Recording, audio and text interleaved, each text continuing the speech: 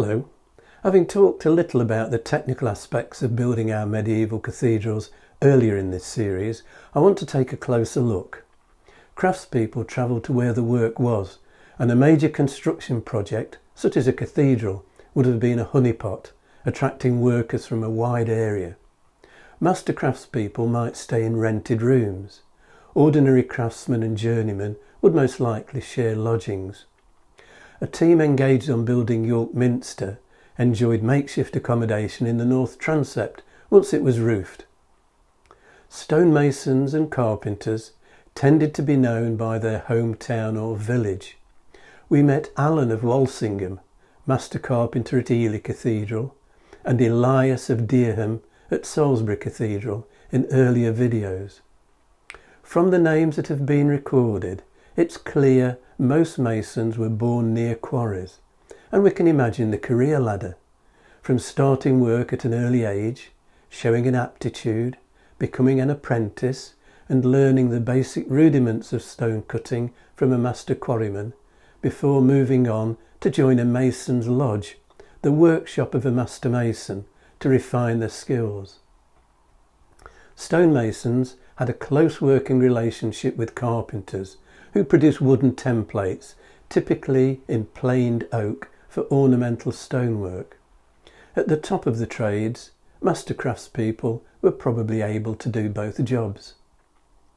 Master masons and master carpenters worked with the cathedral authorities to plan, design and realise the chapter's vision, putting together the team required from skilled craftspeople, masons, specialist sculptors, carpenters, glaziers, painters, plasterers, gilders, tile makers and plumbers, to the labourers who carried out groundwork, mixed mortar and fetched and carried materials. Building a cathedral called for enormous resources. 12,000 cartloads of stone were transported from quarries at Barley Hill, just outside the city, to build Exeter Cathedral.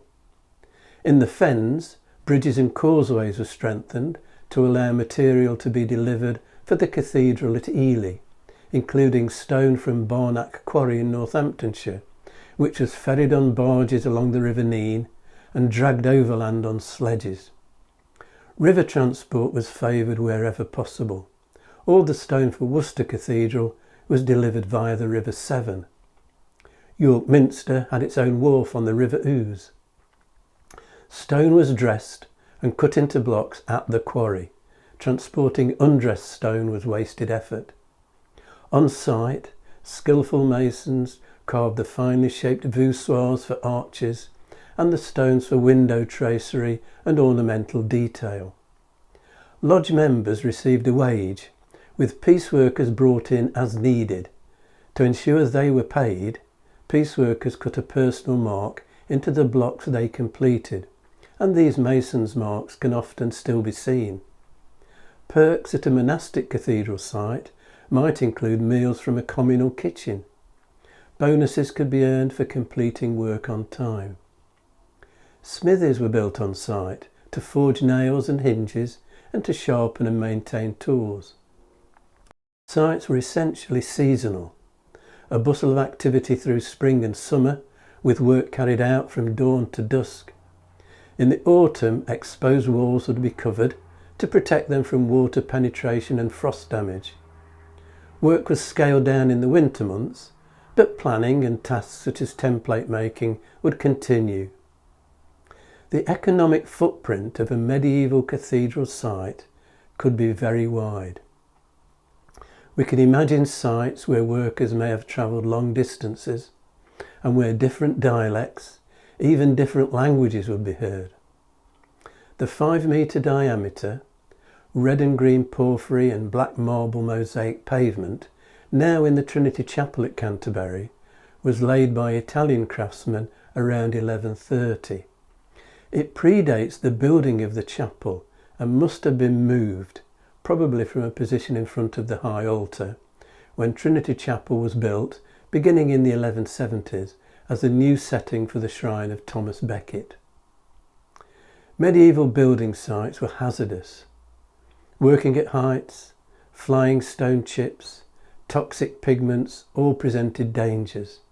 And of course mistakes were made. Towers collapsed, spires were lost. It's the successes, the surviving buildings we have with us today. In the early 14th century, shortly after the chapter house at York Minster was finished, the space above an L-shaped vestibule which led to the chapter house was converted as an operations centre for the master mason and his team, with the comforts of a fireplace and a garderobe. With nowhere else to sit, the garderobe might have been where the master mason had his best ideas. A gypsum base created a floor on which full-scale designs were drawn and from which templates were taken. When each individual item was complete, a new layer of gypsum was trodden over the top, ready for the next blueprint. Details of this tracing floor technique were revealed by laser scanning during a research project led by Dr. Kate Giles of York University, providing an intriguing insight into medieval working practices.